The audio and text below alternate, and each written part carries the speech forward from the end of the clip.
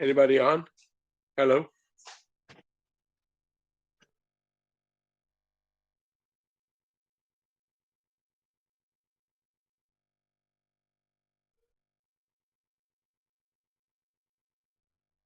I'm here all by myself. Oh, somebody joined me. Hi, what's happening?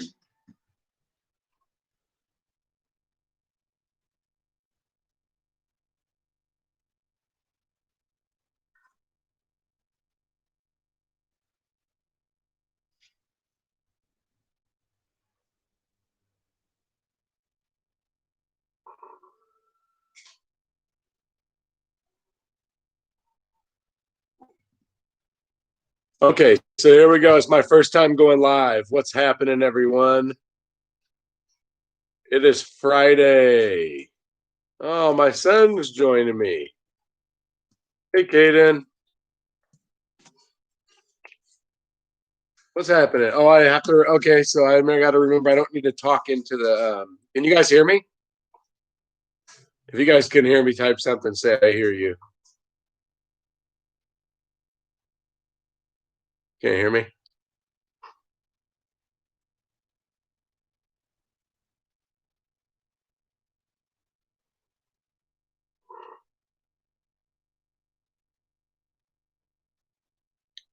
Anybody hear me? What's happening? What's up, Dace? Luke, Caden, can you guys hear me? Okay, cool. All right, you guys can hear me. All right, here we go. It's Friday. Oh, how's everyone's day?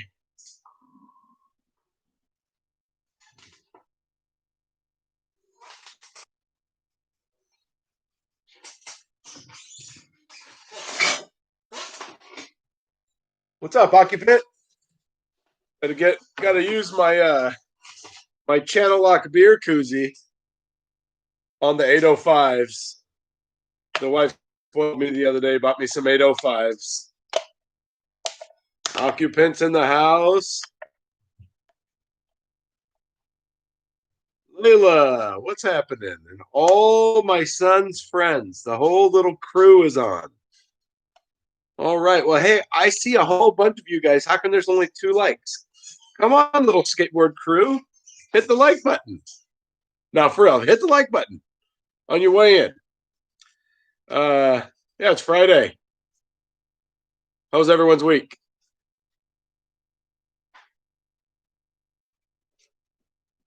All right. Everybody have a good week?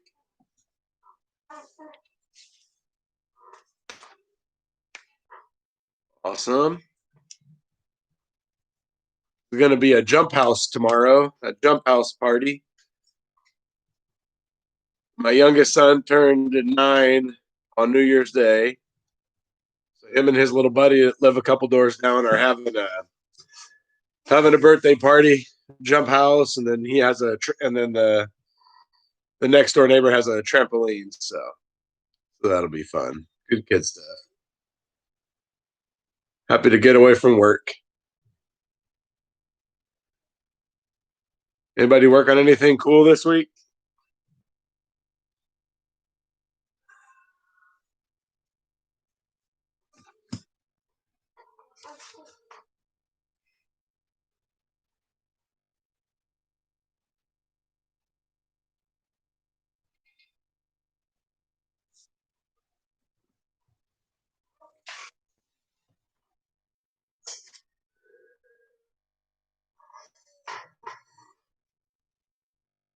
So this is my first time, and this is live on YouTube.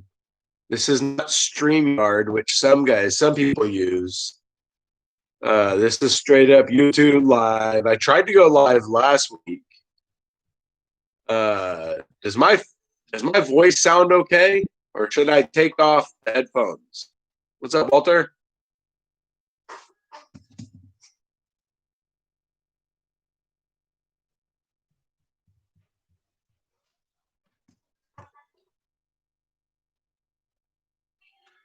Does my voice sound okay? I'm not sure how it sounds. Okay. All right. Luke said it sounds okay. All right.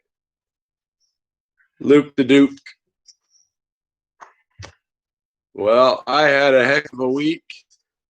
Thank God it's Friday. Thank God it's Friday.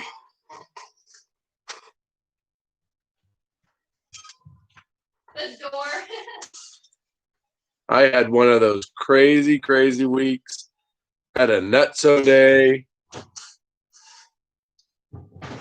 Working on a Corvette, a C6. Hi, Julia.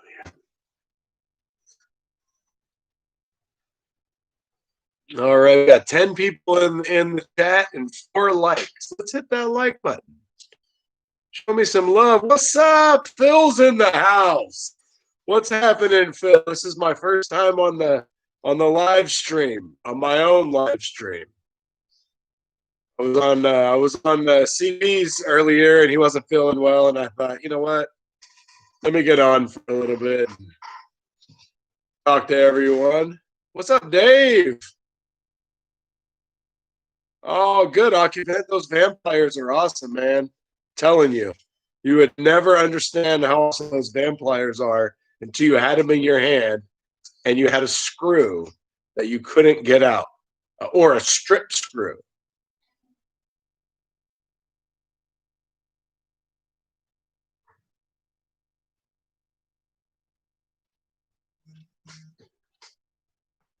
Yeah, it was definitely. They are definitely worth it. I'm working on a video right now. I have a C6 Corvette. I'm not a Corvette fan. I don't really like them. I don't like to get in them or out of them, and I don't really like to work on them. And I did an oil change on one yesterday, and it turned into a rear main and an oil pan. So did the rear main today. Got to do the oil pan on Monday. What a pain that was for the first time.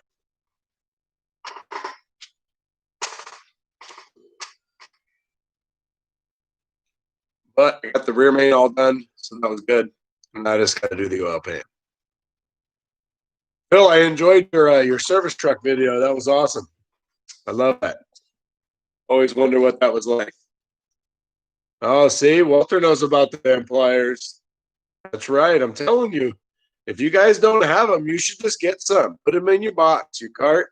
I promise you, one day you're going to message me and go, oh my God, I'm so glad I had those vampires. I wouldn't have been able to do it without them. I promise. I promise. Man, it is definitely a tool that I bought them a long, long time ago. I bought them on the Matco truck.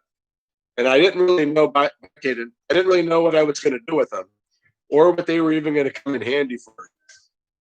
And so I had them in my cart for a long time. And then one day I was stuck. I was scrambling. Trying to figure something out. What's up, dude? And scrambling. And then I happened to stumble across those vampires. And man, I make sure I know they are all the time now because they saved my butt that time. And there's been quite a few times now that I've had to use them. They were definitely. I need you for dinner. Okay, give me a little bit. Okay. I didn't know. I know what you did. Tell me. All right. What's up, Murray?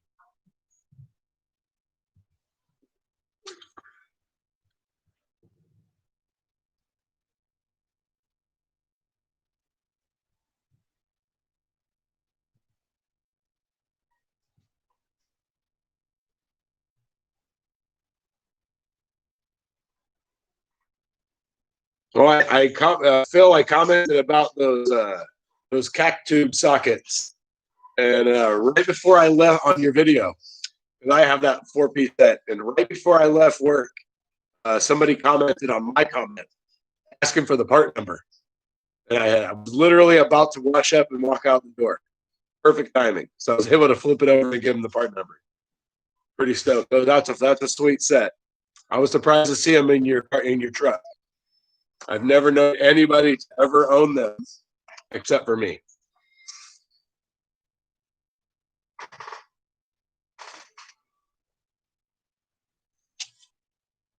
Everybody have a good week.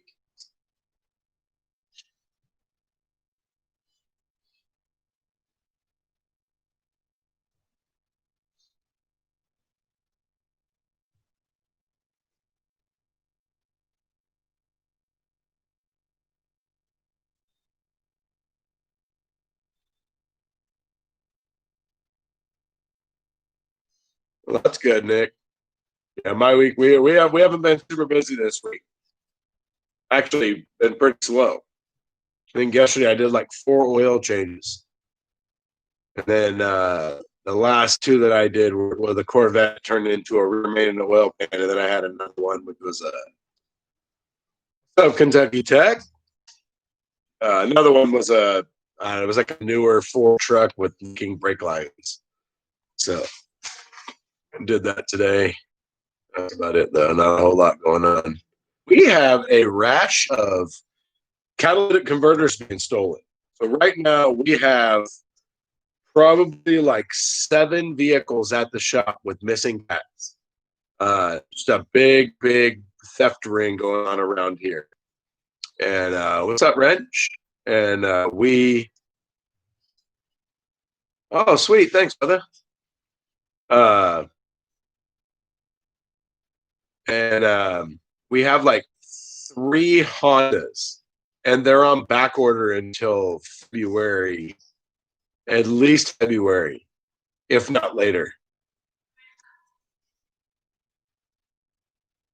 Here's a funny story. We actually have a whole bunch of shop vehicles. We have a Prius, and somebody came in, and so they make these plates. I don't know if you guys are familiar with the catalytic converter thefts, but this company makes these plates that I'm in Sacramento, Nick, California. There's this company that makes these plates that go under the car, and it's a big giant plate. It's probably like 3 feet long and as wide as the frame of the car. You bolt them up under the car, so that way when they go under the car to steal the cat, they can't because they got this plate on there with tons of bolts in it. I mean, I'm sure they could get the plate off, but it doesn't work. It doesn't work too well when they're trying to hurry. But anyways, so they had this customer come in. Their cat got stolen off their car, so we gave them a loaner car, and we thought that it was one of our cars that had already had the cat prevention plate on there. Well, the next day, they brought the car back saying that cat was stolen from their house overnight. Yeah, pretty funny.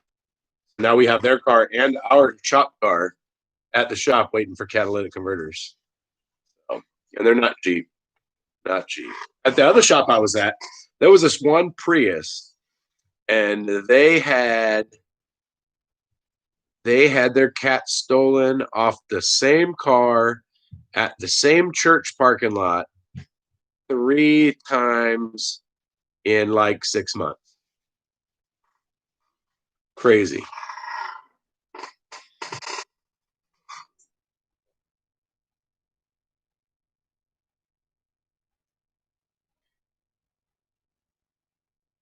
Now somebody's getting packages.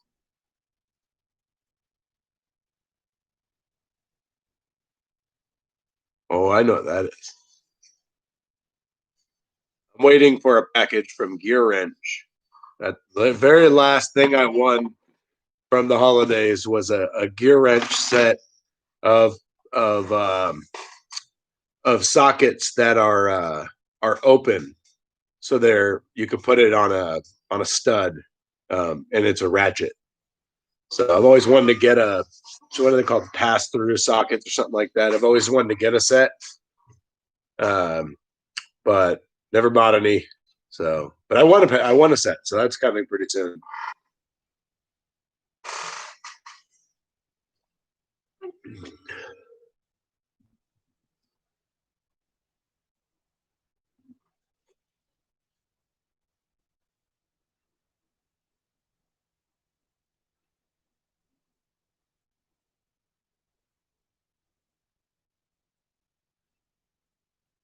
Okay, thanks, Kentucky.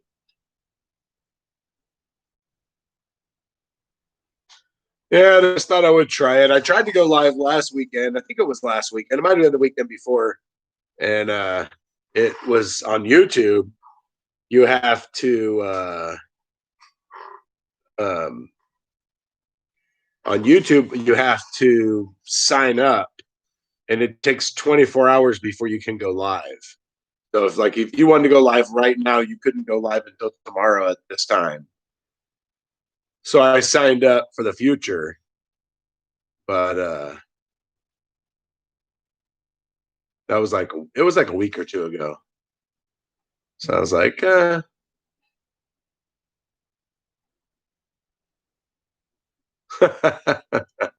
Kentucky has to buy his friends. What's the best 3/8 cordless? What I miss?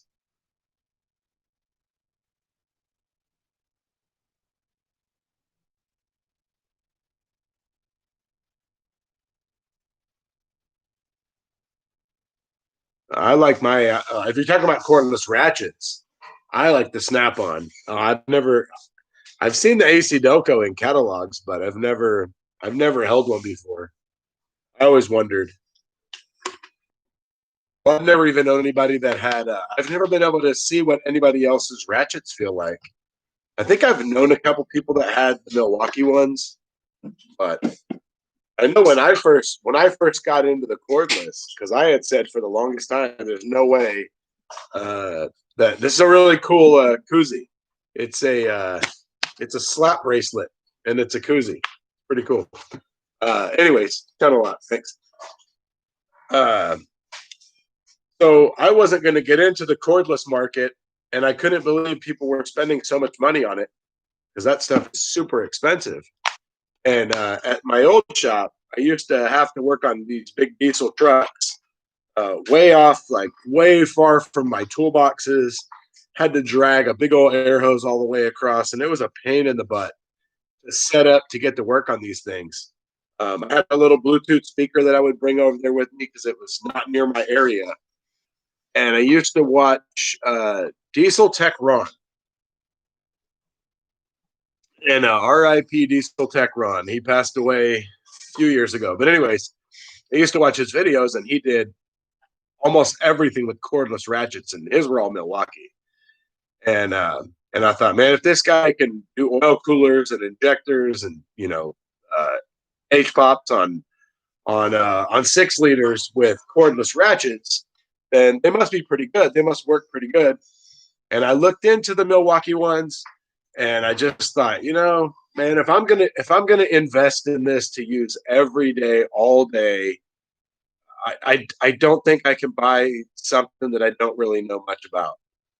And so I bought the Snap-on quarter drive, and that was just the worst thing I ever did because then I couldn't stop, and then I had to have all of them. And yeah, so all my stuff Snap-on, but I use it every day, all day long. And, uh, hey Miguel, thanks for joining the chat.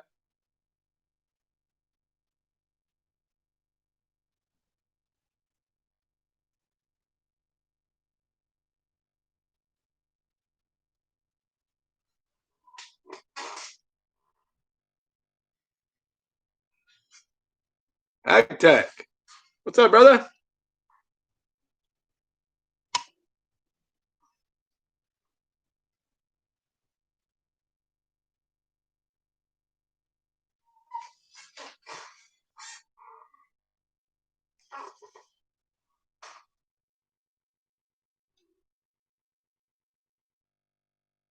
Thank you, Miguel, for the like. I appreciate it.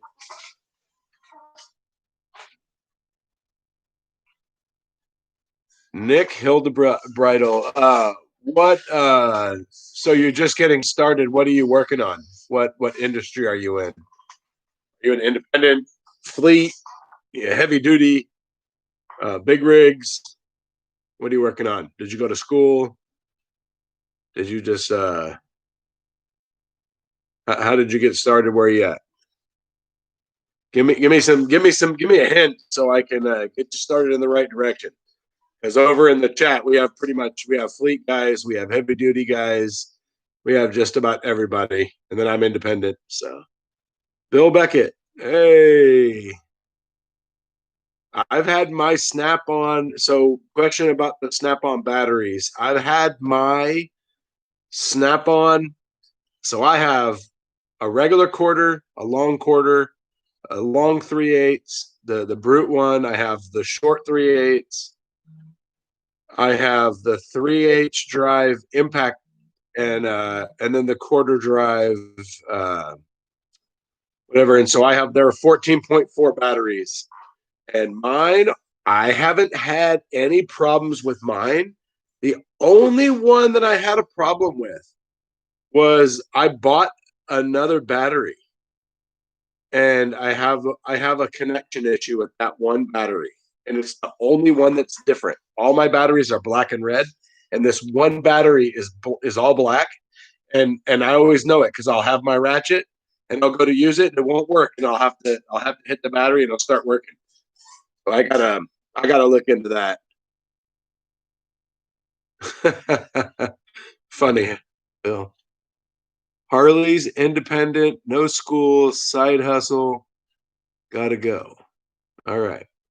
Well, take care, buddy. Hit me up on the Instagram or something in the comments, and I could give you some advice. I have a lot of people in the circle that can for sure offer a lot of advice. And actually, you know, that's really cool. What I really like about this whole world of everyone on YouTube and Instagram, because a lot of us are all intertwined between the two. You can. That's one of the things I like about the Tech Talking Shop that we have going on is that, and if you don't know, it's Tech Talking Shop on Instagram. But anyways, what I like about it is, you get a lot of opinions. I mean, if like, somebody was asking a question about the Snap-on batteries, or, if somebody was, hey, I'm going to go invest in some cordless tools. What do you guys think? And then you can get a lot of opinions. I mean, I guess it could be bad because you get too many opinions and then you just lost, but it's kind of good. You can get opinions about, like, let's say you weren't familiar with B-level tools. I'm going to call them B-level tools. The A-level tools are the Snap-on, the Matco, the Mac. Snap-on is by far my favorite. I prefer Snap-on over any tool. But the B-level tools are going to be the Tekton's and the Cenex, brain fart. But the tools on that level, there's several others. And those tools are actually making a huge come up. I mean, those tools are they're really good. I help all of my impact wobble sockets are all Cenex. And that all started from I had a Mac driver that I was going to invest in my first impact wobble socket set. And he told me that, he said, I'm not going to sell you Mac sockets. He said, I'm going to sell you Cenex sockets. They're the same quality. They work the same and they warranty the same. And I was like, okay, great. And they were super cheap. And I was able to get, a couple sets. And over the time I've gotten, quite a few impact wobble sets, but they're all Cenex. And I did a video about it because I love their quality and their warranty. I haven't ever had to warranty anything else. I have some Tekton long Allens, but all I ever really have is the Cenex. All my sockets are Matco, Snap-on, not much Mac. Well, Walter, the impact sockets are fine. It's the impact wobbles, but I don't care who you buy your impact wobbles from. If you use them a lot, you're going to break them. I mean, I guarantee you, if you do a lot of breaks or anything like that, your 17 millimeter 3H drive unless you're, Kentucky or Phil and one mechanic where they're working on big stuff. I mean, if you work on cars, light truck at 3/8 drive, 17 millimeter, that's gonna defect. I don't care who you buy it from. It's gonna defect. It's gonna get stuck in one area, one spot, and you're gonna have to get it warranted. Um, but I mean, they all make a good tool.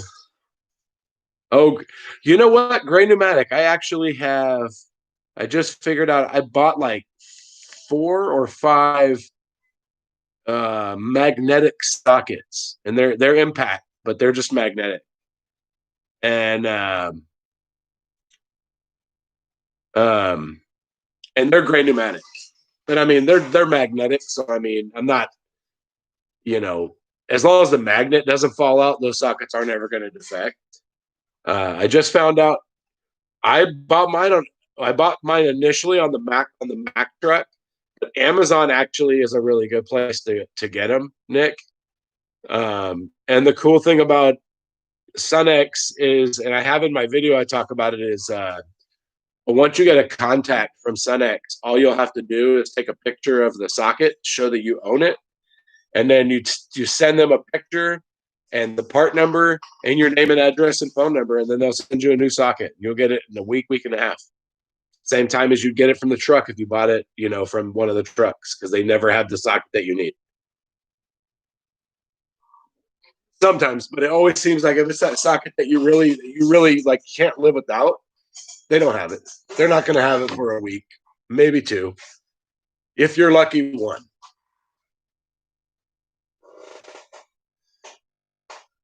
I never heard of Expert brand wobble sockets.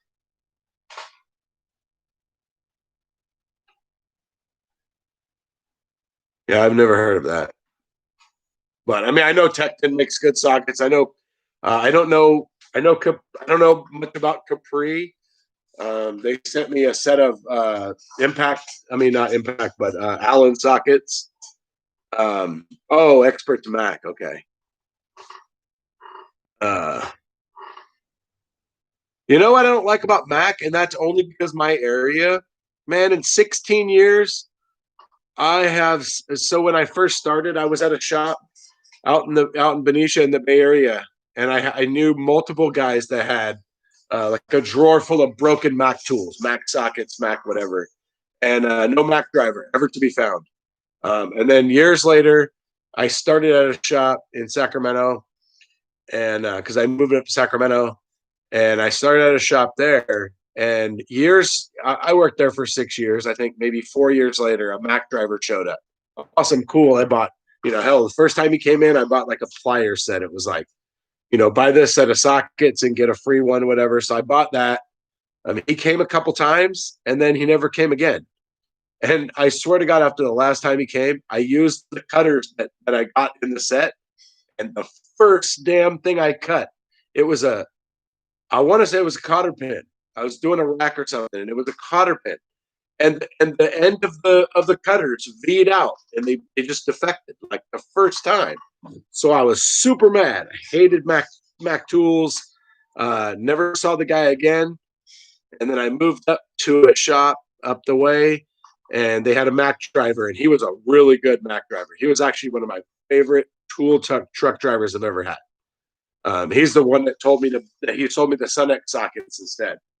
That guy's name was Paul, and he retired, but he warrantied out those cutters and apologized for the other guy. And then I moved down to a different location for that company, and no Mac driver for years. 6 years later, a Mac driver shows up. He comes in maybe 4 or 5 weeks in a row. He would come in on a Monday, and the shop I was at was a Monday through Saturday shop. So half the crew worked Monday through Friday 1 month, and the other month they worked Tuesday through Saturday. So for 1 whole month, half the crew wasn't even in the shop on a Monday. And the guy kept coming on Monday, and I told him, "Dude, stop coming on Monday. You're missing the whole shop isn't even here." And he came like 4 or 5 weeks, and then he never came again. And so I'm at a different shop now, and I just started there, and and he comes there, and I guess he's religious. He's always been coming to that shop.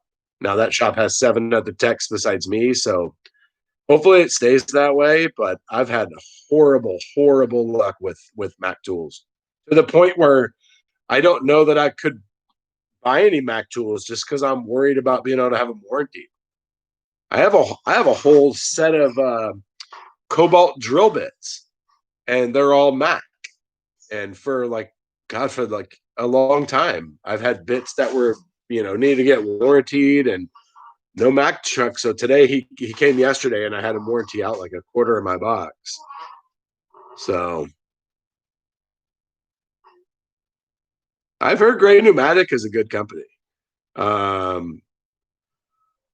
Dezeni, he talks about those. He has a bunch of Gray Pneumatic tools. Oh, you got a Mac truck for the first time today, Occupant. That's crazy.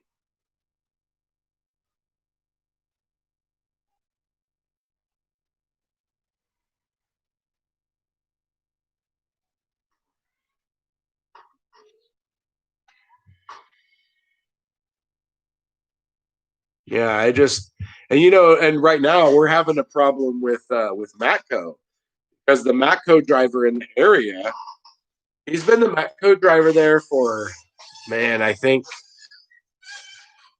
I've been in this area for 16 years, 15 years, and he's been the driver in this area that whole time. And I think he's been the driver in this area for about 30 years at least, if not longer. And he just retired, like probably during when the whole COVID thing hit, because there was no trucks coming around for a really long time. Um, and then whenever they did start coming around, he didn't come around, and I found out that he retired.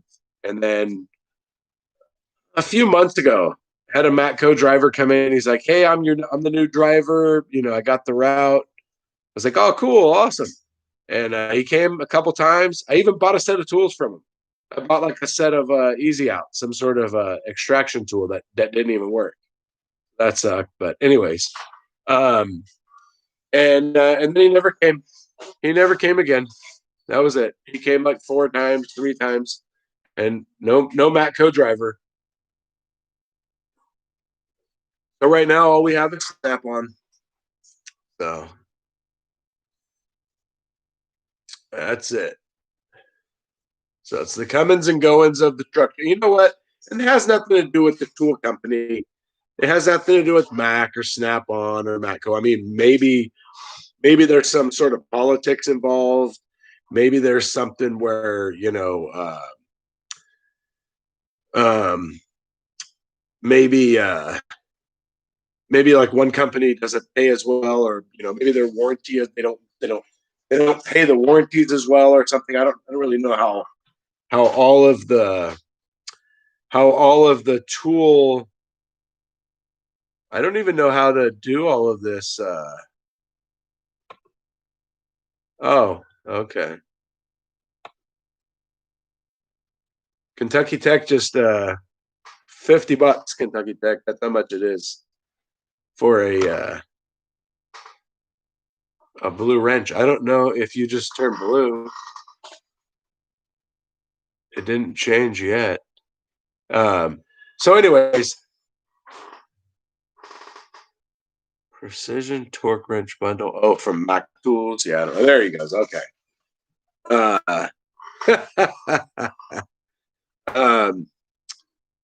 So anyways, that's what I have to say about the tool trucks. And it's just it's the life of our, I mean. And the crazy thing is, I mean, here's the crazy thing, right? So I've been doing this for 16 years, and for the longest time, I bought everything on the tool trucks, right? It really wasn't, there was no Amazon, you weren't, we didn't have any Prime or anything like that. And so you weren't getting, all of this, free shipping, and you didn't have the match of the tool prices and all that.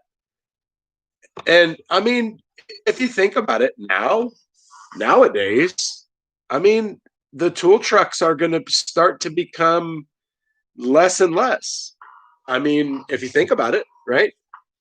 So the tool trucks, they come every week. We pay a fortune. Yoda Doug, what's happening, brother? We pay a fortune for the tool trucks. I mean, we pay a fortune. You know, God, I have my Snap-on. I mean, my Streamlight twin task headlamp that I bought. I inquired with my Snap-on driver how much it was. Now it's Streamlight, so it's not Snap-on. And I inquired how much it was, and whatever he told me, I was like, okay, cool. I went and on Amazon and I looked, and I was like, oh my God, it's like $30 cheaper on Amazon. And so of course I bought it on Amazon. And but I mean, we pay a lot of money now. Snap-on. I will say this: I have used Snap-on ratchets. I actually have Matco and Snap-on ratchets that I use all the time. But I'll tell you what, there's no feeling like a Snap-on ratchet. I mean, Matco has the 88 tooth, Snap-on has the 80. All these other companies are coming out with all these different, amounts of teeth and all that. But and when you do this all day, every day, it's about the feel in your hand. When you hold that ratchet, but when you hold that ratchet in your hand, it's just when I have to do something at home and I have to pick up my Craftsman ratchet, it's not as good. It does what I need it to do, but it's not as good, right? And so then you kind of have to. But the warranty. Here's the thing about the warranty. Nowadays, all these other companies are warrantying the same way. I mean, Cenex. I bought my first impact set that I bought, impact wobbles, were my 3/8 drive. I have warranted my 17 millimeter 5 times. I've had that set for like 7 years, probably. And I use a 17 all the time doing brakes. And the angle on brakes, I mean, when you're doing brake calipers, it's crazy. But I mean, I get a socket in a week. I think the longest I had to wait was 2 weeks because something was on back order. But I mean, what is the difference between the trucks and Cenex or Tekton? I can't speak for Tekton. I don't know their tools. I only know their long Allens, and they have a little Allen that holds the Allen into the socket. I don't like that. That part I don't like. I like Snap-on and Matco. They're pressed in. I can pop them out, pop them back in if I need to. I've had to do that a few times. I've had to pop out my Matco on sprinters to do the fan clutch on the 5-cylinder. On the 2.7 liter sprinter. The fan clutch is an Allen, and you have no room between the radiator and the fan. Oh, that sucks, AgTech. You have no room between the radiator and the fan clutch, so you need a little tiny Allen. And so at the time, the only thing I could do was to take my Allen out of my Matco because my Allens are Matco. And so I would pop the Allen out of my socket, and I would put it into I can't remember what size it is. I can't remember if it was I would put it into my Easy Red, or I have a long bit driver. I have a long wrench with a hole for a bit. Anyways, I would electrical tape it in there so it would stay, and I would use that because it was like 18 inches long or so, and I would use that to get the fan clutches off of the 2.7 sprinters. So I mean, and then I would just go and I would hammer the Allen back in the socket. So I prefer that better. I don't like somebody actually I just saw something the other day on Instagram or somewhere, and somebody was talking about how they liked how something had the Allen that locked it in place. I don't remember who it was, but I don't like it. That's not my because then you lose that little Allen and then you're screwed. And that actually happened to me. I have a socket somewhere at home, a cheap set of Allens or Torx. I don't remember which one. And I lost the little tiny Allen, and then I lost the bit. And so now the bit's not there. So that's a bummer. So, but I mean, really, if you think about it, you know,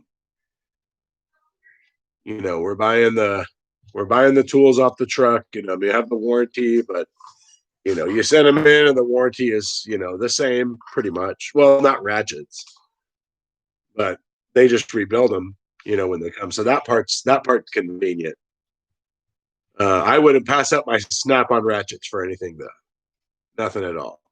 Nothing beats the Snap-on ratchet. Okay, so Blue Gloves, you asked a question.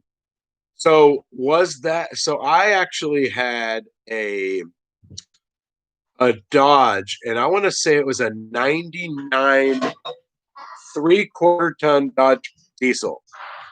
And it was years ago.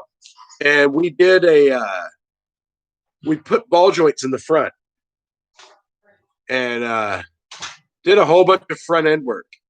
And it came back because the ball joint actually popped out of the front diff, and it literally was out of it.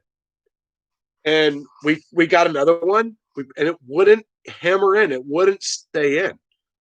We ended up having to get we ended up having to get we ended up having to get dealer ball joints to work on it.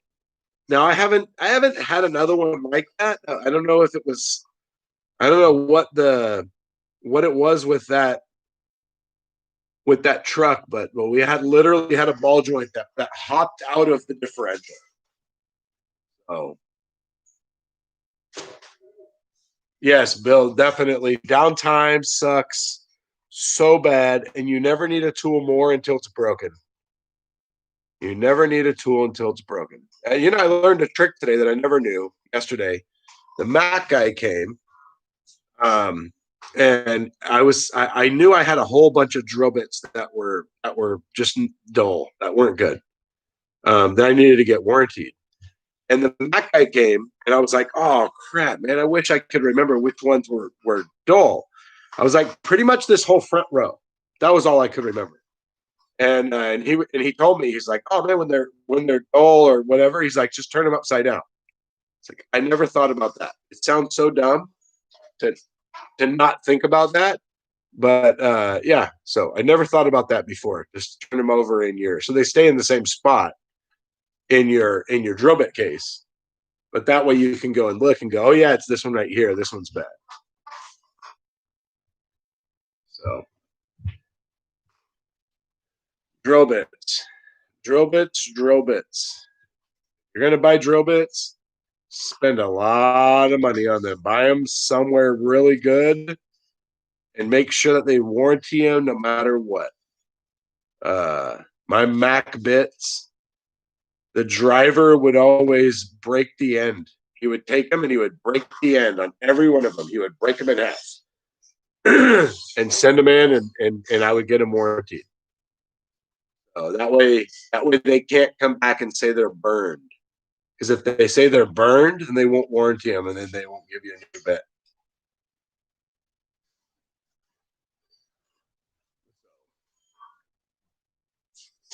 So, tip to yourself: if you ever have a drill bit and you're trying those hyperstep drill bits, I saw CP using those. I wonder what those are like. They look pretty cool. I wonder how they hold up drilling into things that where you want them to be sharp.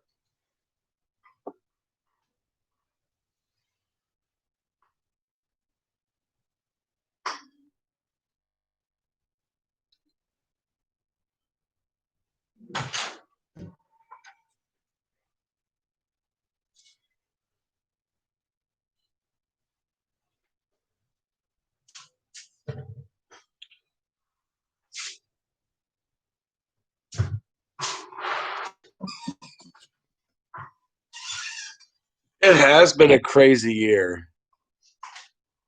It was a meme going around the last couple days. It said, uh, "Can I?" Said something like, Can I give back my free trial of 21? Because I don't want it anymore, or something like that. My wife told me one that said, what did she say? She said something like it was like good play 2020, December 37th, ha ha ha, or something like that along the lines of the year never ended. Hopefully this year's better. Things have to change at some point between the coronavirus and the politics and everything going on. Man, this is this is crazy. Unless you live in Canada, then you don't have to worry about all the craziness.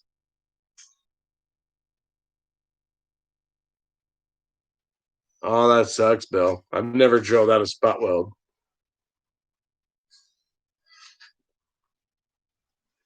Never done any body work.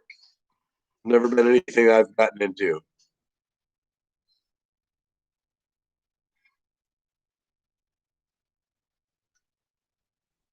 Anybody work on the weekends? Well, besides Dave. Dave works all the time.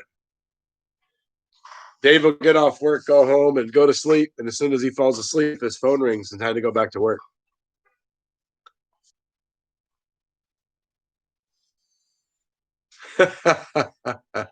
Well, Bill, I just did a rear main seal on a C6 Corvette today, so I don't know. I don't know. I don't know how smart I am, because let me tell you, that sucked. Ag Tech, I was just thinking about. I don't know. I was thinking about going live, and then I saw CP when wasn't feeling good, and I was like, hey, let's do it. Let's get on here. Oh, yeah, overtime. Yeah, I don't know. I listen to everything, Blue Gloves. I listen to all kinds of music, rap, hip hop, country. I probably prefer rap more than anything, but I like all of it. Rock and roll, I like all kinds, new, old. My wife and I, we went. I always have a hard time with. I mean, I'm sure a lot of people do with how long ago something actually really happened. So my wife always really wanted to go see Tom Petty. She loved Tom Petty. It was her favorite musician, and so we got tickets to go see him, uh, and when it was coming time for the concert, he wasn't feeling well, and so it had to get rescheduled. Excuse me. It had to get rescheduled, and so then we went we went back and saw him, and it was a great show, man. It was. I've been to rap concerts, I've been to rock concerts, and it was probably the best concert I'd ever been to in my life. Like the best show I'd ever seen. And then I think it was a month or two after that he died. So that was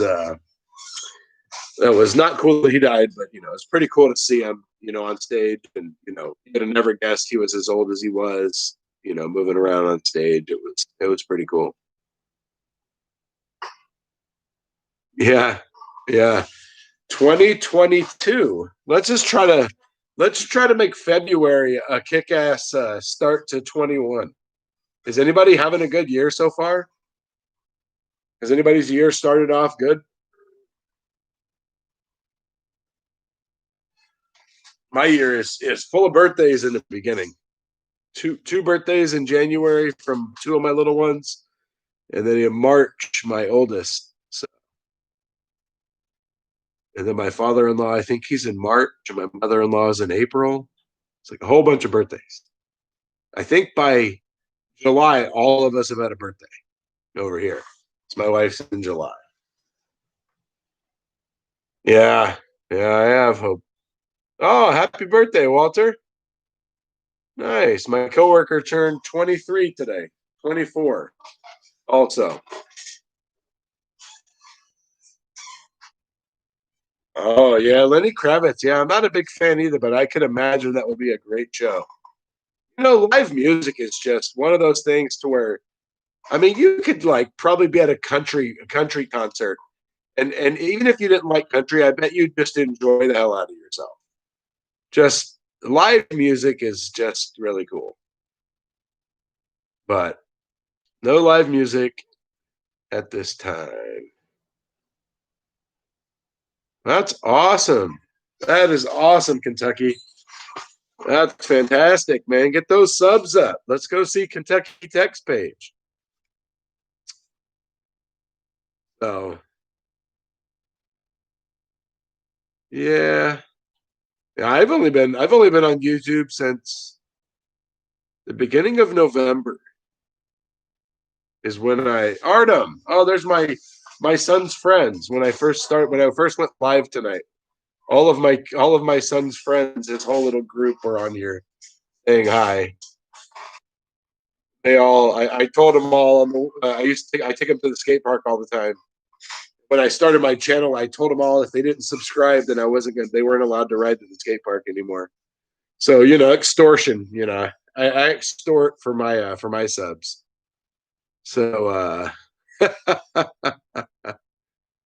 man, Nick, YouTube scared the crap out of me when I first was gonna start it, man. I actually my very first video, I actually went to go make the video and I had the timing cover off of this Jeep Eco Diesel. And it was the whole reason I wanted to start the channel was to show people about this one vehicle, this one engine that there wasn't anything on YouTube about. And I started to record the video and I was like, I sound stupid. I turned it off. I put my phone away and I just started putting it back together. And about, I don't know, a week later, because I was waiting on parts, and about a week later, I was at home. It was like Sunday. I was like, you know what? I'm going to make my channel start tomorrow. I don't even care. And I went in and I hit record and I just pretty much pretended I was talking to my coworker and I didn't even watch it. I just hit upload and I hoped and prayed that everything went well and turned out okay. So that's the hardest part is the first time.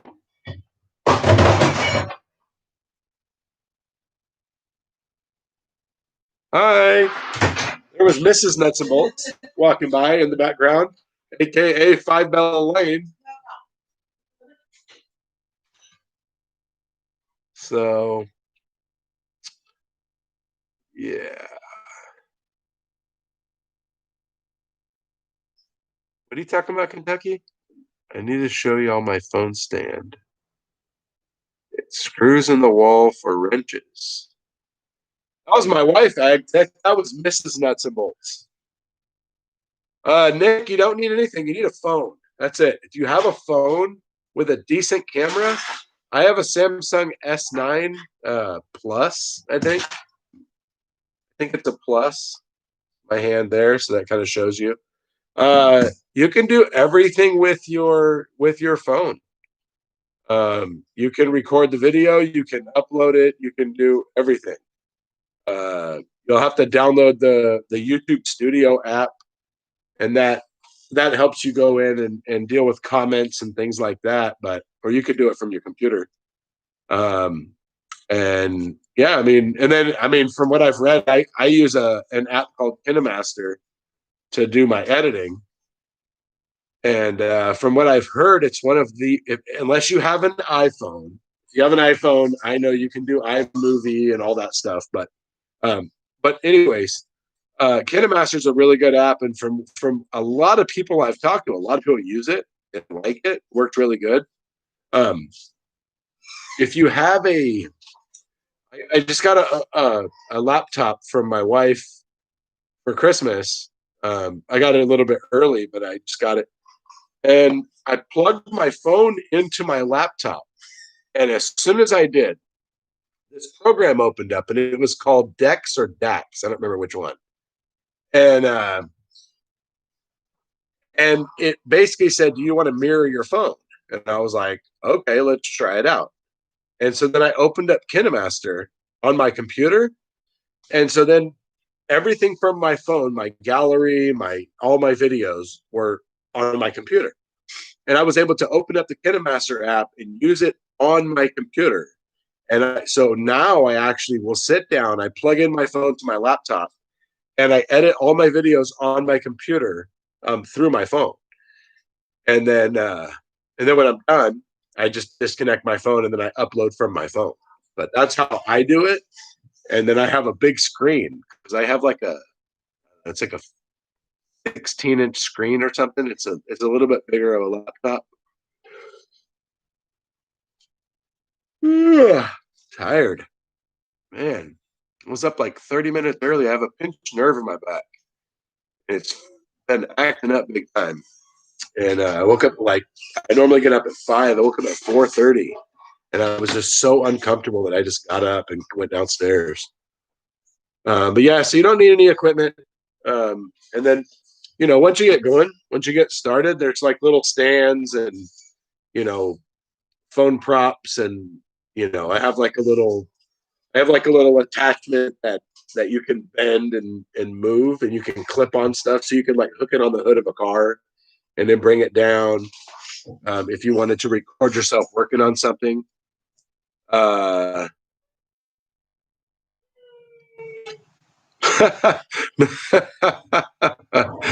funny, AgTech.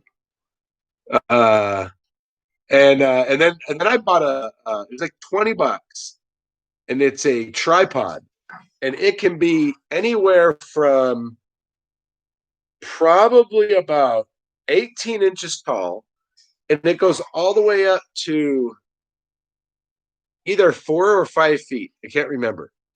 Um, I bought it because I was going to be doing an engine on a 6.7 on a Power Stroke, and so I wanted to record it. And I ended up not working at that shop anymore. And so, but before I did that, I actually used it to record the IDI video. I just set it up in the engine compartment, and then I turned the phone to aim down, and I recorded the whole thing from that little tripod, just sitting in the engine compartment, right to on the passenger side. That's what I use. It works really good.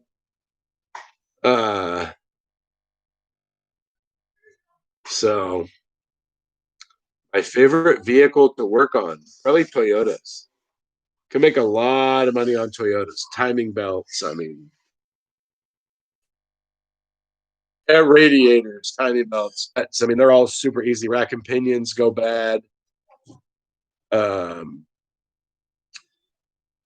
so that's probably my favorite. I live in California, and we're not allowed to have flat rate here, and they took that away years ago.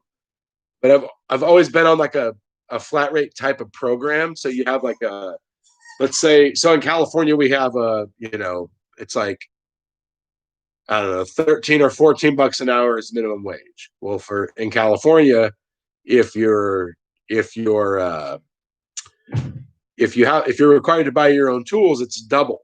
So $26 an hour or $28 an hour, whatever it is, would be your base pay, right? And then from there, you would tier up to X amount. Like at my last shop that I was at for 8 years, every like 2.5% of efficiency you went up, you would bump up in pay and bump up in pay and bump up in pay, and it would just keep on going. And for me, they actually capped it at 150% efficiency because I hit 150% like probably like 6 times, and I was at like 170% one time, and it was so much money per hour because your hourly rate just keeps going up and going up and going up to the point where you're making a lot of money per hour that you're working in the shop. And so I mean, it's kind of a flat rate. You have the incentive to bust your butt to produce hours, right? You're not going to sit there and just milk the clock, so to speak. And then where I'm at now, it's a little bit different, but it's still basically the same thing. Once you go over 100%, you have an efficiency bumper of a different, with different types. So that's how that's how that works, and that's why I like to work on Toyotas. Probably the most. A lot of money on those. Let's see. Oh, Bill, I had a rest her soul, my little beagle. She was 16. She passed away before Christmas. She was an old girl. She was senile. She could be walking towards you and you would call her name and she'd turn around and go the other way and be looking for you. But she was really old and she would wake up at all hours. She had to sleep in the garage because she couldn't hold herself.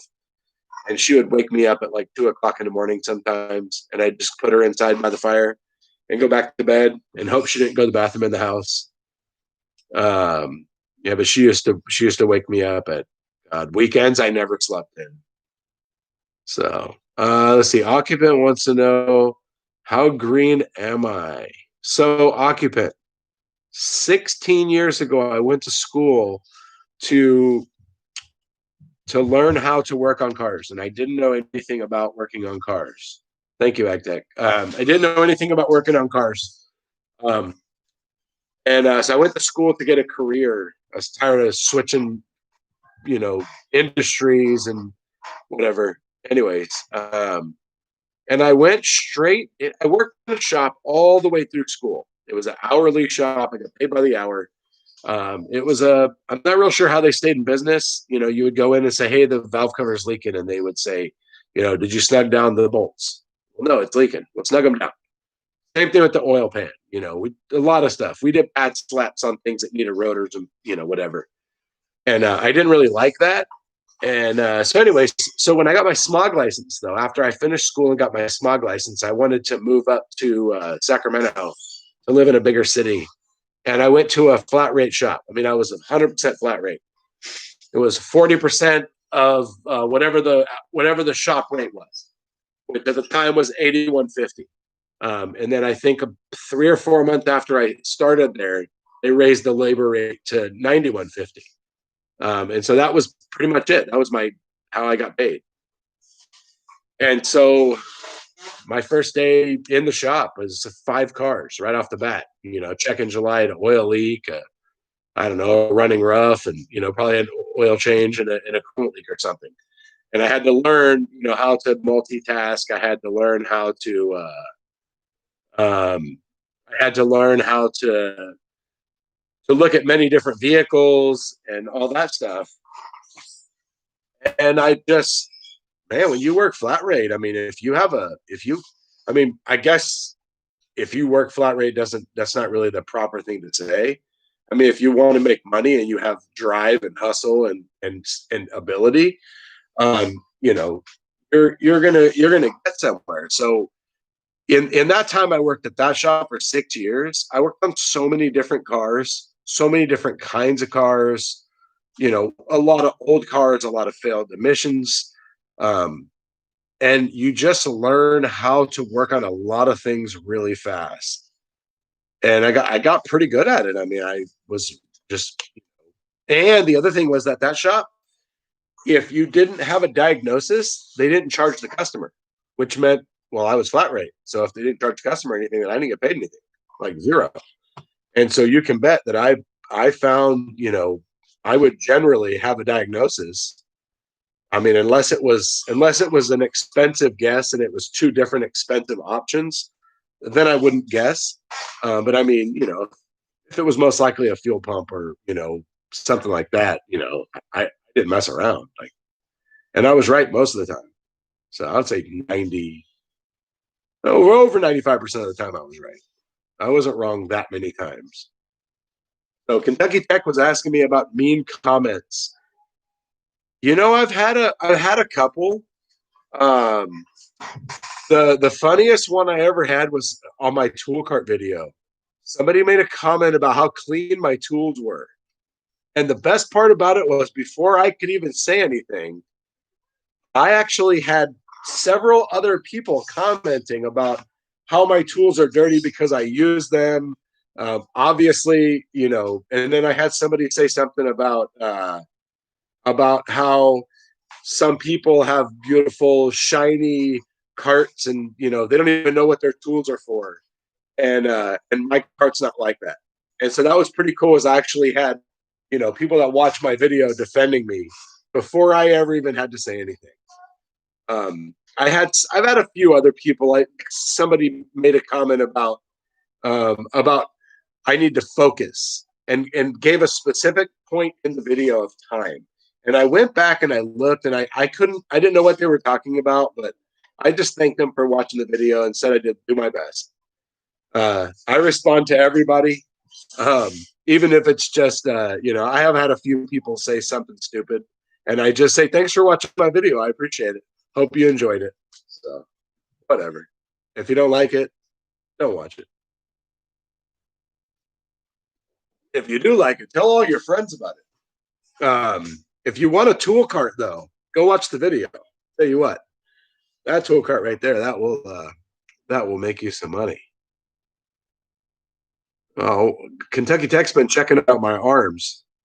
See, he's only saying that stuff because I made him a blue wrench, so he's buttering me up. So I hope that answered your question about my experience. But yeah, I mean, the other thing was I was also a foreman, and I was the foreman, and I had a lot of guys that would come in. They were older than me. They had more experience than me, like more time in the field, right? They could work on carburetors better than me, right? But they had more time in the industry. But I would have to go and tell them that they were doing things wrong. They weren't doing them right. They needed to do them different. They misdiagnosed the car, whatever. Or, I actually have had times where my company was going to have us all do a self-evaluation. And I had one guy who was a master tech on paper. He had all the ASEs. And I actually told him that I think that he should take a journeyman in I don't know about where everywhere else, but here we have, beginner, journeyman, master tech. And he was a master tech on paper, but I told him I think that he should do the journeyman evaluation because it was more realistic.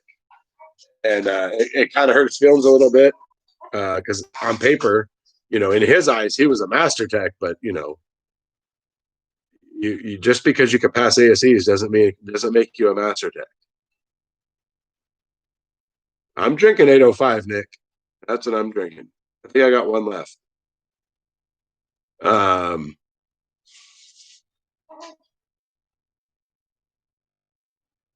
let's see what I missed over here in the comments.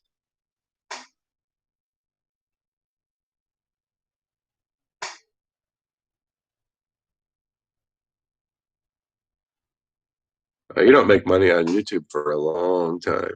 You have to have 1,000 subscribers before you can even get monetized. But that still doesn't make you any money hardly. I did this for fun, man. I started this just for fun. I would go on YouTube and familiarize myself. I think I started on YouTube the way I started was with Diesel Tech Ron. When I first started working on diesels, I didn't have I never went to school for diesels.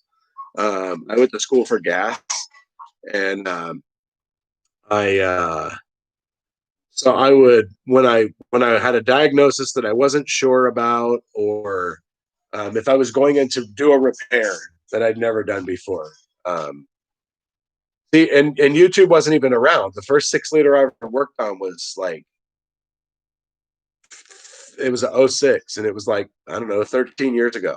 The first 6-liter I ever worked on, and I did head gaskets on it, and it ran when I got done. So I was pretty proud of myself. But I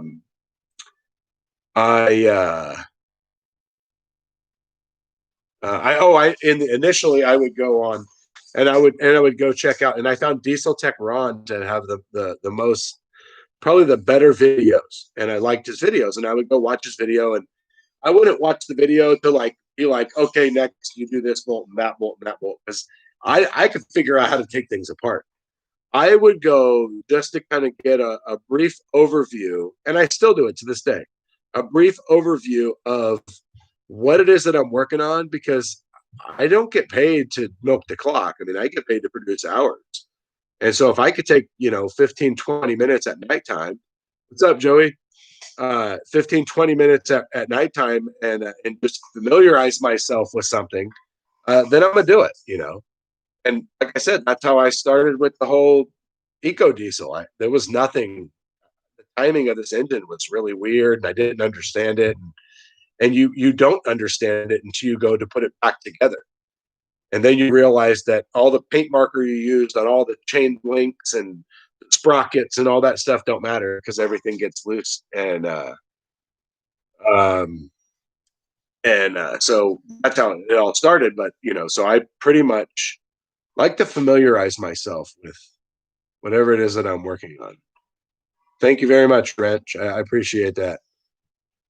I'm real as can be. I don't make videos for subscribers. I don't make videos for anything other than I'm trying to bring to you what I want to share and what I want to help you with. Like, here's an example. I have a 06, 08 C6 Corvette. Okay, I don't work on Corvettes. I've done very little work on them, and most of it's been maintenance. A brake booster and a radiator and stuff like that, but I've never touched the transmission or anything. I think I did a drain and fill on one. But anyways, I always thought, man, that would really suck to have to deal because, okay, if you're not familiar with a Corvette, the transmission is in the back of the car. And there's this big fat giant tube that's like this big around that connects the front to the back. Now this is automatic. But anyways, so I've always like been just thinking, man, that would really suck to have to touch that transmission. And I don't understand how that would all work, but whatever. So I have a rear main seal on one. And I was trying to familiarize myself with it. And so I'm on YouTube and I'm looking and the procedure tells you to drop the cradle down and you have to support the transmission, drop the rear cross member, the whole suspension, and take it out of the car. Then you have to unbolt the torque tube and take the transmission off and all that. And then you have to take the torque tube off. And so that's what they're telling you on YouTube. And I'm like, I don't understand.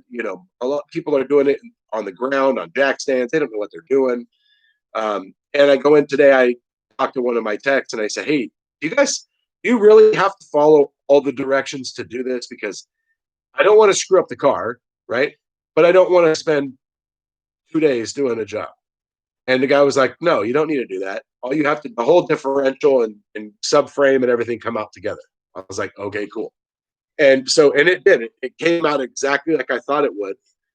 It just took me a really long time to get it done because I didn't understand what I was doing. And so today I filmed a little video. I'm not done yet, but kind of giving an overview on how to do that easier and quicker and more efficient if you're doing that job. So anyways, I just finished the rear main today. I do the oil pan on Monday. But so that's what I want to bring to you guys. That's what I bring on my Instagram. I like to show you guys what I do.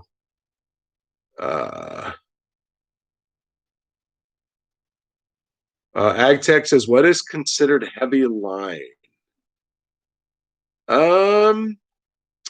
That's actually a heavy line. I know that in dealerships, I've never worked in a dealership. I've heard heavy line is considered engine and transmission removal. I'm not real sure what that is. I've never had to. I've never dealt with that term, AgTech. I'm unfamiliar with that. I've dealt with in the independent world. We've had guys who maybe they weren't the smartest, book on the shelf, and so they were an R&R guy, right? They were strictly an R&R. Take out this differential, put it back. Take out this transmission, put it back. I was always the foreman, and so I always knew if there was something weird about it, then I would make sure to go tell them, hey, make sure you stick your finger in this hole and then circle this one with your thumb before you blow on this, or whatever, something really stupid and weird that you wouldn't think and most people wouldn't look up. For the most part, I don't really know anything about heavy line or anything like that. I would imagine it's R&R of big stuff.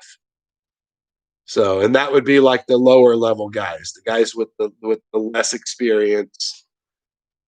Um, but Walter, I definitely YouTube, man. You know, when I started 16 years ago, there was not YouTube. There was not YouTube. We didn't have Identifix. IATN was around, but it sucked for the most part because people on there were stupid. You would have a car and ask a question, and they would come on and say, "Oh, it's the distributor," and it has coil packs. Like there's no distributor, and so that was the problem with IATN. But there was nothing. I mean, you pretty much. I could remember many cars back in the day. I mean, and the scopes weren't good. You didn't have, you know, all these libraries of scope patterns, and you know, we had the Vantage thumb wheel back then, so even testing oxygen sensors was iffy. Um, but you would pretty much be trying to get a part and hanging it on there and see if it fixed it on some stuff because it was just so darn difficult. Um, Somebody asked a question about PT Cruiser timing belt.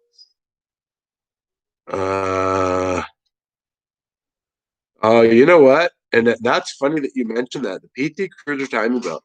That thing's got dual cams, and dual cams are kind of tricky because you can have dual cams, and if you look at it, if you took the cams off and you put them on a piece of paper and you laid a ruler across that, this would be a straight line, okay? But when they're in the car and they're that far apart, they can literally be like this and look like they're in a straight line, or like that and look like they're in a straight line, which is one tooth off. So those, I have a trick about timing belts, and maybe I'll make a video about this because this is actually a pretty good tip. So anytime I do a timing belt, I will bring it in, I pull the covers off, I verify it's timed correctly. I make sure all the timing marks line up like they're supposed to. Then I take a paint marker and I mark every sprocket that has a timing mark. Okay, most of the time it's just cams and crank, but some vehicles have an oil pump that has to be timed, right? So I will mark the sprocket and the belt, sprocket and the belt, and I do the same thing on the crank. And the reason I do it on the crank is because some manufacturers, like Gates and whatever, well, no, not the manufacturer. Sometimes they will, hey, backwoods, they will. The timing belts will have marks on them.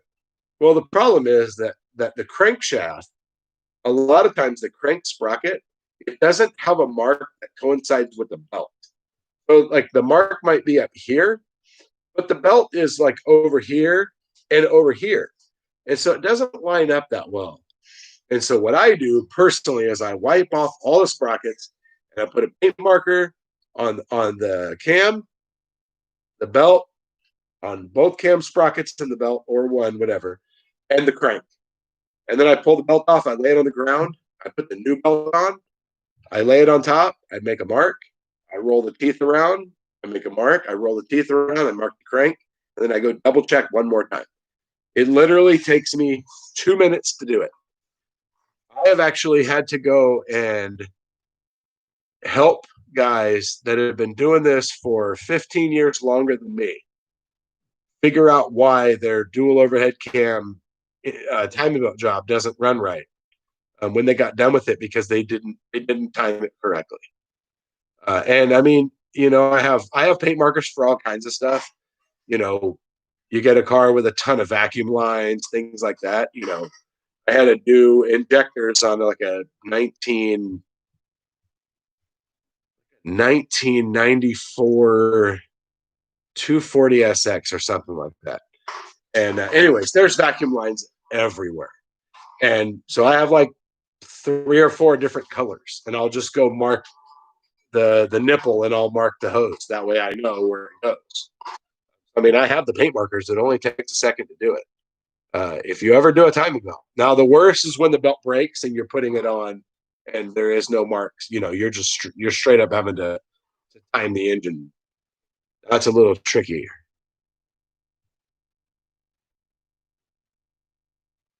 Yeah, see, Kentucky, like when you're talking about rocker boxes and stuff, I mean, that's like for us, that's like diesels. Like usually, yeah, I don't know. I mean, I guess it's just different. You work on different kinds of stuff. For me, it's like the rocker boxes are going to go to the diesel guys because you're not going to give that to somebody who doesn't know what they're doing. So,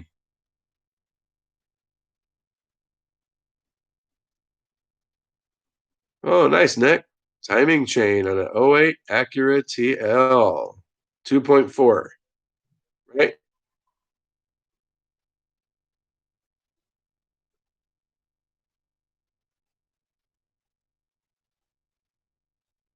Yeah, paint marker is your friend, man. And you know what? You know what I just found out? So I used to buy my paint markers at so I get the oil-based paint markers and I think they're Scripto, something like that. Sharpie. They buy Sharpie. But anyways, they're oil-based. And I used to buy them at like Michael's, like a craft store. Because Target a lot of times didn't have like the color that I wanted, right? And so anyway, so recently I just went on Amazon. Oh, 3.2. Okay. I just went on Amazon and I found a pack of four, four or five for really cheap. So, anyways, if you don't have any paint markers, man, get some. Order them on Amazon.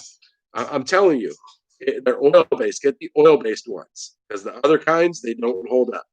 I mean, naturally, if you don't wipe the oil off, um, yeah, I've heard of people doing nail polish. I used to do whiteout, but the white it would dry up and it, it never worked good. The pink one, man, the pink and the white are my favorite. Pink, white, and yellow. That's what I use the most. The new pack that I bought, like 4 or 5, it doesn't have the normal colors that I use. But yeah, they're definitely paint markers are your friends for sure. I can tell you right now.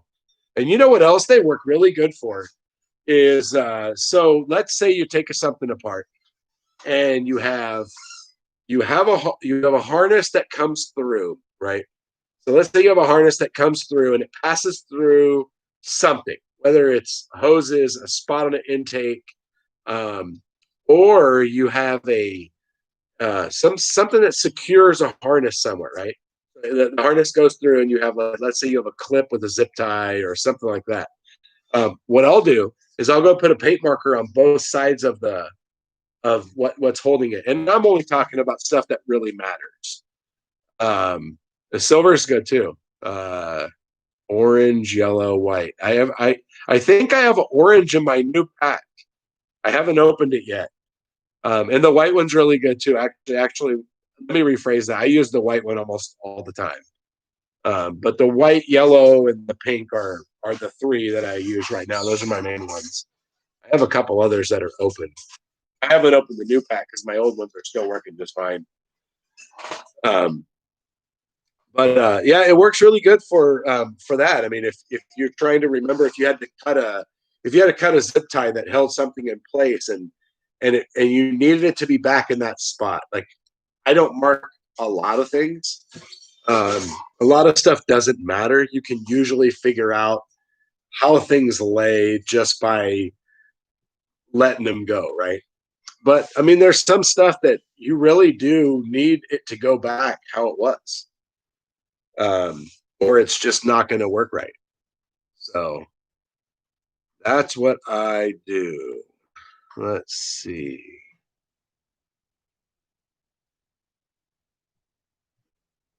They ask, "What do you do with that stuff?" Oh my God, we know you're painting your nails, but you know it's okay. It's all right. Your toenails. Nobody's looking at those. Um, yeah, crayons work, but they wipe off. I don't know. That's why I like the paint marker. The paint marker. What I like about the paint marker, I mean, paint marker is one of those things to where if you spray something, if you put paint marker on something and then you spray it with brake clean, it's gone. But craziness is I will go and I'll mark the crank. I'll mark the cams, right? I'll replace the water pump. And then I'll spray brake clean all over because I'm cleaning the water pump surface. And somehow it doesn't usually wash off the crank marks. So that's a good thing. Colored zip ties. Oh, that could work too. Yeah. But then you gotta cut them back off. I don't know. And then you try to roll the jack under the car and it won't go under there and you can't figure out why. There's all kinds of little tricks, You could talk to all kinds of and then some people, you have some stubborn people, and if you're one of these people, I'm not trying to be mean, that they won't adapt to anything. You tell them tips about paint markers and crayons, nail polish, whatever, and they don't do it. They don't listen, and you're just like, whatever. I mean, hey, I make twice as many hours as you, so I could see why you wouldn't listen. But it's all good.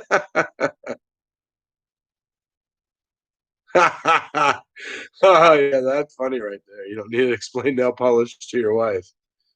Yeah. Oh, thank you, occupant. Um,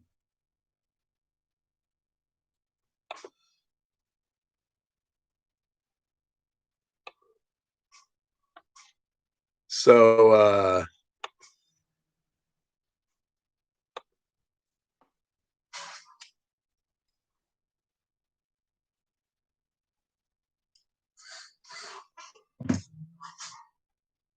what else is going on?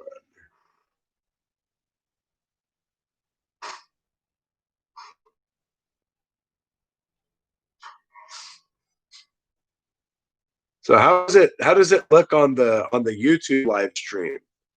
I haven't seen the YouTube live stream because even Phil, I think, uses StreamYard. Oh my God. Oh, Wrench, that is such a good idea. So here's a funny story. So he said something about take pictures. All right. So marking things, I mean, I will elaborate on that. You still need to mark some stuff because some things pictures just don't see. But so check this out. So this is why you want to take pictures. All right. So anytime you do a big job, man, just go and just snap a bunch of pictures, right? So I have my phone's a Samsung and it links to Google and it links to Google Photos. And so the cool thing about it is Google Photos will upload to Google Photos all the time. So I can just go on my browser on my computer and log into Google Photos and pull up all the pictures. I can zoom in, whatever. So that worked really well. So the first time, and this really worked out for me. The first time I did an engine in a 6.4, I did a 6.4 Power Stroke engine, and it was the first cab I'd ever lifted. And I went and I took pictures of everything. I walked around the whole truck just taking pictures. So I'm putting it all back together.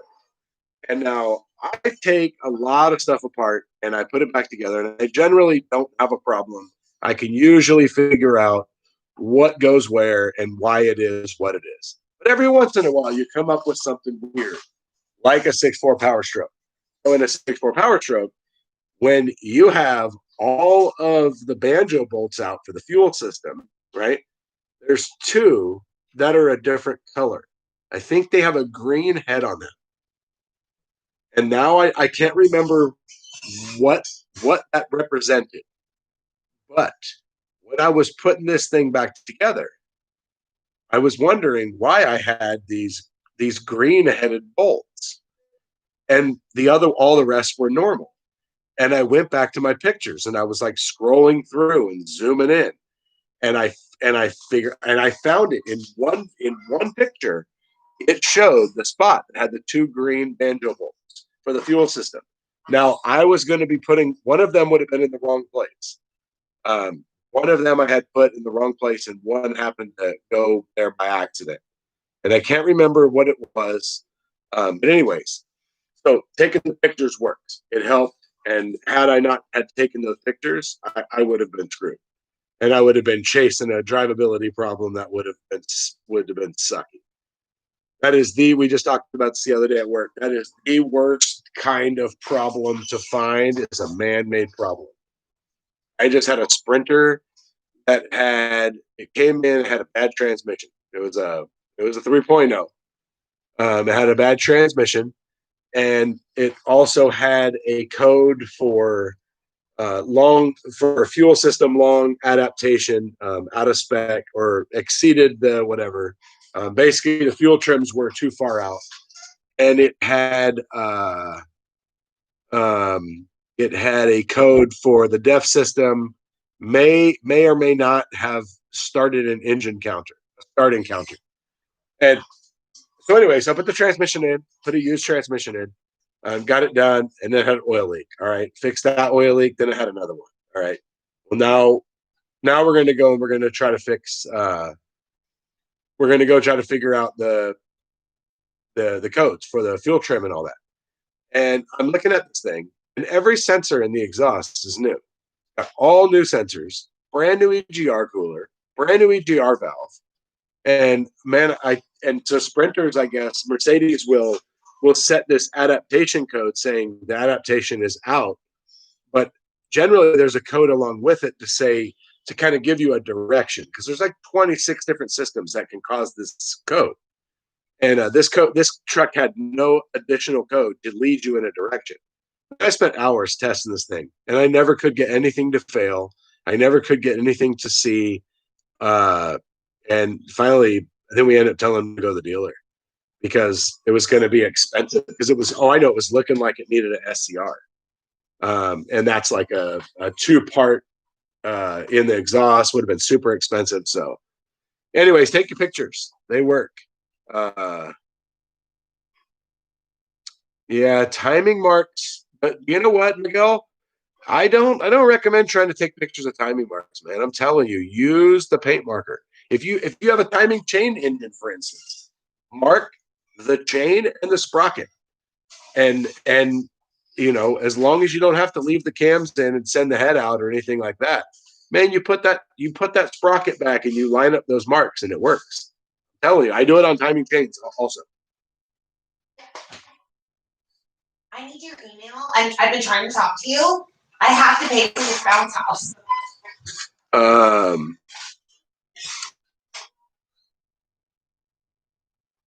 Give me one. Should have been the email when you first purchased it.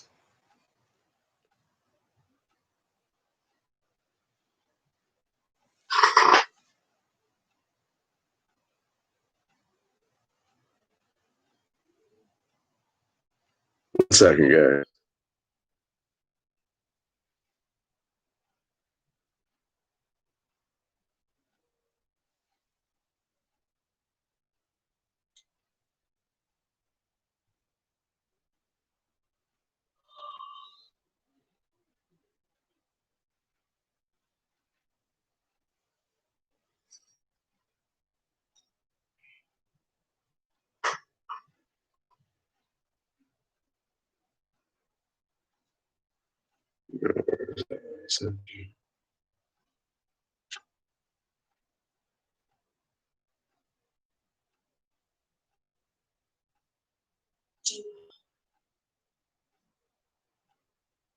Did you search by the name of from the other one? Okay, well, forward it to me.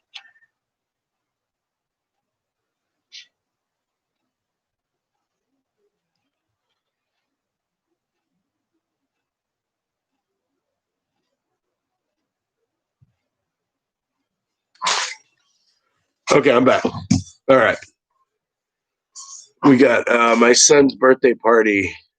He turned 9 on the 1st, and he is having a combined birthday party with his little friend a couple doors down. He's like a family friend, and we're trying to get the bounce house paid for or finished paying for. That's coming. Okay, so Wrench, when I was interviewing, so when I left, so the last shop that I worked for, the one that I went back to, they told me they were letting me go because of my YouTube, which was just done because they knew about it. So whatever. So anyways, when I was interviewing for shops, I would actually ask them if they had a problem with YouTube. And I told them, sometimes I'll get my camera out and I'll videotape a diagnosis, or I'll videotape some scan data, or I'll set my camera up and I'll just be talking while I'm working. And every single shop that I talked to actually said they didn't have a problem with that, and they didn't understand why anybody would have a problem with that. I always told them that I wouldn't. I tried to keep license plates out of videos. I don't think I've had many license plates in videos. If I have, it's been by accident and I didn't catch it. But and so I keep license plates out of it, and I generally try not to have technicians in there. Like I don't want to put someone in a video because I don't want them to come back later and say, "Oh, I didn't want to be on YouTube." And plus, the video for me, it's not anybody else. So I do my best to try to keep people out. My work does not care. They actually asked me if I had a problem with them using my social media, if I have something cool for their social media, and I was like, absolutely not. They said one time they removed a cab on a diesel. They used some of that, and so anyways. So no, they don't have a problem with that. They don't let it affect my work at all. I usually try not to spend too much time videotaping, but they're basically like this: if you get your work done, I don't care what you do. If you make your hours, whatever. No, Mrs. Nuts is not angry with me. She was actually texting me, telling me she needed this email, and I was gonna get it to her, and I didn't know she needed it like right now. And so now it was, oh, thank you, Rich. And so now it was like, I need the email now. So, well, my little one turned 9 on the 1st. My middle one turns 11.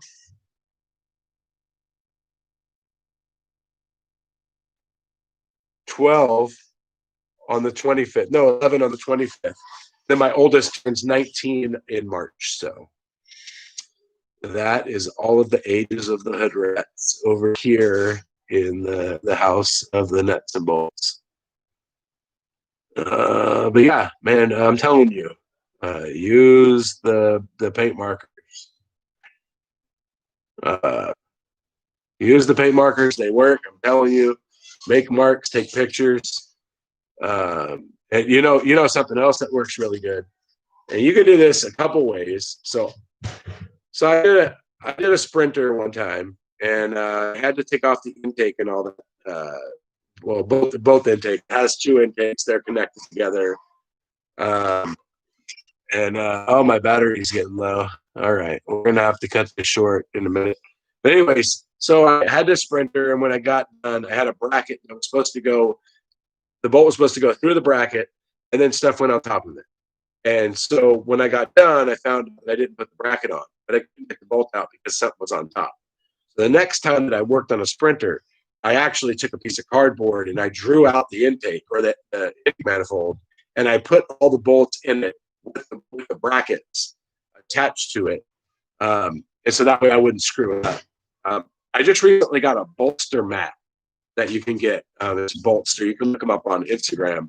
And it's a mat. It's about this big, and it's just full of holes. I send it to you. And you can put all of the stuff in there. You could make your patterns. You can put your intake bolts in. You could put your oil pan bolts in. And that actually works really well because you could actually put that in parts wash. And it goes up to the hole stretches out to 17 millimeter. Like the holes are literally like that big in the mat. They stretch out to 17 millimeter and go right back.